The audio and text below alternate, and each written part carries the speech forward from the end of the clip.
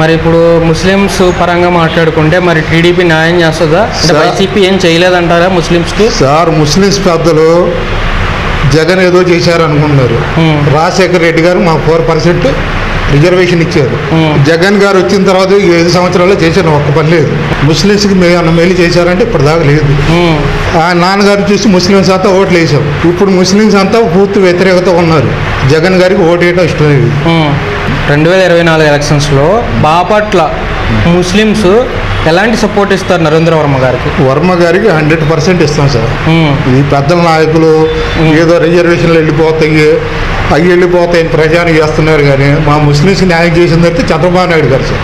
ఇమాములకి జీతాలు ఇచ్చారు, షాదీ తోఫా ఇచ్చారు, రంజాన్ తోఫా ఇచ్చారు. విదేశాలకు ఎవరు వెళ్ళాలన్నా విదేశాలకు ఆయన ద్వారా, చంద్రబాబు నాయుడు ద్వారా చాలా మంది వెళ్ళి చదువుకున్నారు. ఇప్పుడు ఆ పథకాలన్నీ ఏమైపోయింది సార్? ముస్లిమ్స్కి న్యాయం చేసింది ఎవరు? చంద్రబాబు నాయుడు, జగన్?